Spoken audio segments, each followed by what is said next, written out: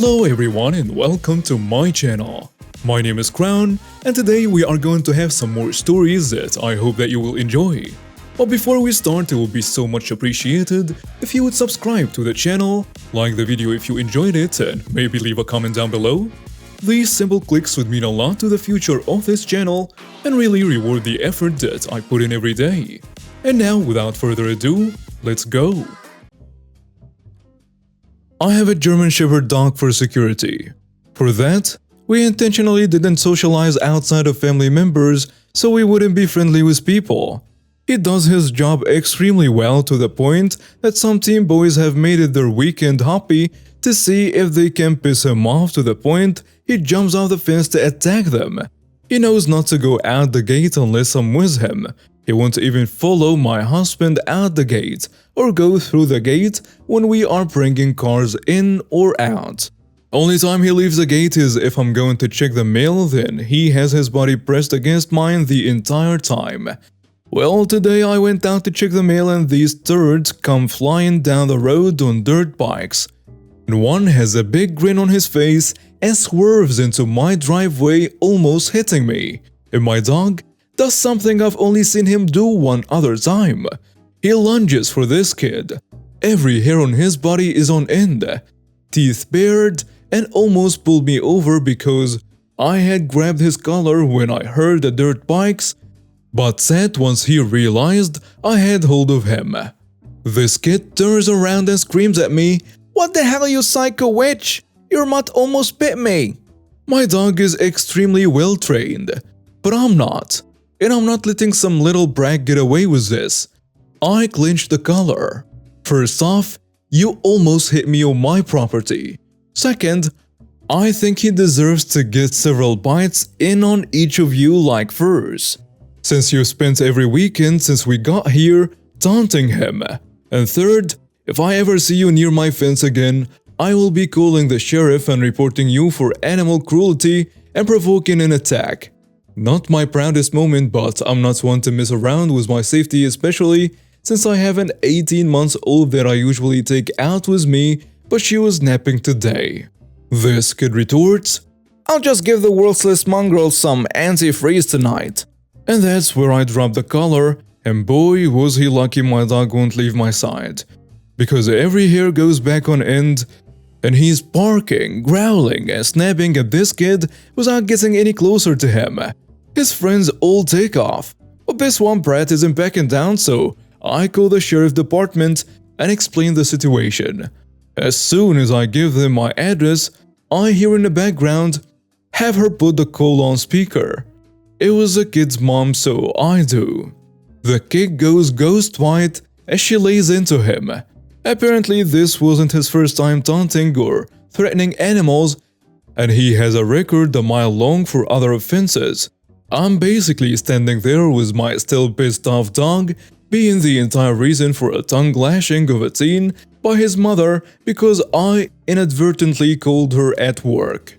This kid goes home after like he had been physically injured, and I go get my mail and dog still at my side. 2 hours later, a sheriff's car pulls into my driveway and honks. It's the mother. I now have her personal number. If I ever have any more problems with the teen boys of the area, I'm going to call her directly and she will inform the parents of each kid that they need to educate their sons on how to behave in a civilized society. The only other time my dog behaved the way he did today was when we first moved to the area after 4 years in the military and my stepbrothers had been told not to go near him because he was aggressive and didn't like strangers if my husband or I wasn't there for an introduction, and both ignored the warning and came up to him in tandem when he was asleep in my mom's yard.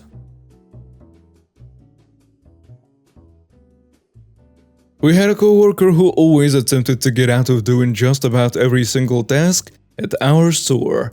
She had been there for about 15 years, so the managers just cuddled her along because if they pushed her too hard, they know she'd make a huge scene or file a lawsuit. It was absolutely ridiculous what this woman would get away with, and it greatly irritated all the employees. She came to work one day complaining that she had sprained her ankle at home and would now require a chair to sit on between waiting on customers at the register. It is important to know that she did not have a doctor's note for this ailment. It also meant that she could no longer assist restocking shelves on truck day nor participate in removing sales tags and putting up the new sales tags, which are huge time-consuming tasks for the entire staff. She'd just sit on her throne, as we called it, and read her trashy romance novels all day long, when she didn't have customers to ring up. Pretty cozy setup, right? The rest of us were out on the floor working our tails off, while she just sat there reading and munching on whatever snacks she brought with her that day. After about 2.5 weeks of her whining about her still sore ankle, one day her husband was really late in picking her up after her shift. So she just gathered up her handbag, books, and put away her throne. As she's walking to the door to leave, she casually states, "I'm tired of waiting around, so just tell my husband that I walked down to McDonald's. You know, I'm hungry. Tell him so he can just pick me up there." McDonald's is about 3 blocks down the road. Quite a distance for a person with a bad ankle to walk. 20 minutes later, her husband arrived and asked the store manager where she was. The store manager had no idea, and so he asked me. And I told him the truth. She said she was hungry, so she walked out to McDonald's to get something to eat. She told me to tell you to pick her up there. As the husband exits the store manager turns around and furiously grabs a throne, throws it in his office, locks it, and announces, "We're done playing this game." She never got her throne back after that incident, and we all rejoiced when she finally quit a month later. Update: she had a royal hissy fit the next day over losing her throne. Pun intended. The manager put her on a 90-day probation period for this stunt. I wasn't at work when the things hit the fan, but my co-workers all said they could hear her screaming from inside the manager's office, and they were all laughing. When she finally emerged from her long lashing in the manager's office, she was very quiet and mopped all day, trying to gain sympathy from the customers until the manager stopped her by stating, in front of the customers, "If you're healthy enough to walk 3 blocks to McDonald's, you're healthy enough to do your job standing like everyone else. Any more comments on this, and I'm sending you home." She was so furious that she called in sick for the rest of the week. Finally, the store manager called and told her that if she didn't report to work for her next shift, he'd demand a doctor's note for her 4-day absence or fire her. He also reminded her that she was on probation, so she better get healed real quick. She came to work the next day, miraculously healed. It was a miracle. Next, the store manager assigned her to work some closing shifts with me, because she always refused them before. The manager told me in confidence that he did this because he knew I wouldn't allow her to slack off on the closing shift duties, and he was correct. During the entire shift, I kept reminding her of the duties she had to complete before she left, and she kept telling me that she's just going to leave when her husband comes to get her. Fine, but only if you've completed all of your job. We can both stay here all night if that's what it takes. The choice is yours. I am not the one on probation. When she realized that she wasn't going to get around me, she finally got busy. And again, another miracle. She completed all her tasks before closing. And 2 weeks later, she gave notice. The queen finally gave up her throne. Edit 2. Just so we're clear, the queen's throne was a simple folding chair. It sat too low to run the register from a seated position, so she had to stand to ring customers out. Today, my general manager got the pettiest revenge on some rude bar guests, and it was so satisfying. A group of guys sat at the bar and ordered some burgers. One guy neglects to tell the other bartender that he wanted to add bacon and pulled pork on his sandwich. The bartender asked if he wanted the stuff on the side or a new burger, and he said a new burger, but still wanted to eat the one he had. No problem. He explained he would have to pay for both burgers and said it was fine. When it came time to pay, the bartender cashed out his tab with a card on file, with his permission. And when he got the bill, he was mad he was charged with 2 burgers. The other bartender explained that he had to pay for both because that's what he asked for, and that his other burger was being boxed in a window. He made a scene about it, saying he didn't want a new burger now, it wanted a refund. Our bar manager deleted the payment and gave him his new check with the 1 burger that he ate on it. He paid in cash for the new check, but left like $5 short of his total. Our GM saw the entire thing go down. The guy who didn't pay his tab all the way walked out before the other 2 guys that were sitting. They also happened to be wearing their work shirts for a lawn care/sodding business with a phone number on it. The other bartender said he didn't mind paying the $5, but my manager said screw that, and he called the dude's boss. Told him that he behaved very rudely and shorted his tab, to which that guy's boss replied, "That jerk." Within 5 minutes the guy came back in with the $5 he shorted.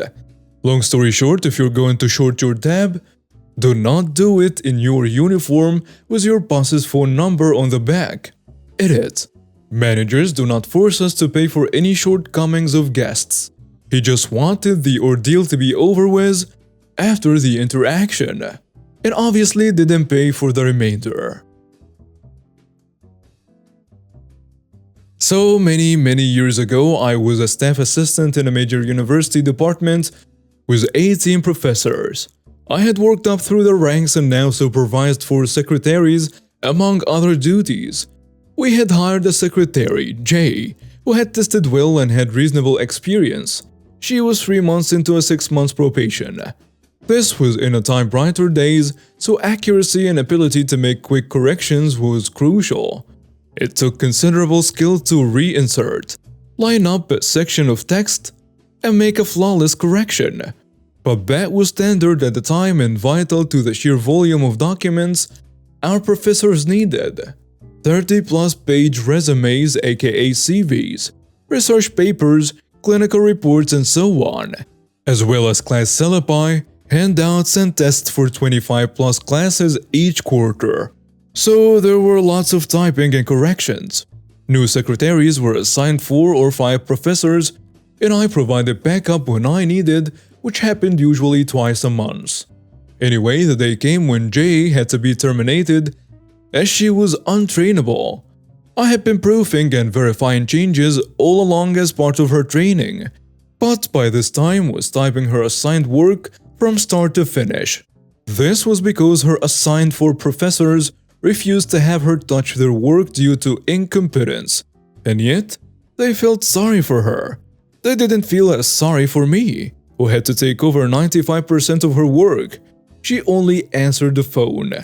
One professor, Dr. A, who had been the most vocal about her incompetence, became sympathetic toward her. Once she was given a termination notice of 2 weeks, he decided she was so nice and deserved another chance that he persuaded the department chair to give her another chance. So Jay's notice was extended to 4 weeks. To say I was livid would be a gross understatement. So the next morning, I turned back over all of Dr. A's work to Jay. All document discussions with Jay, proofing, correcting and so on, would be done by Dr. A. By noon, he was begging me to reconsider as she was so incompetent. I refused and the chair backed me. I made it clear to the chair the consequences to him if he didn't back me this time. Dr. A suffered, and bonus was the other professors treat carefully around me thereafter. Dr. A learned his lesson, and we worked together for 10 more years. Fun note, he was my favorite professor and like a second father to me.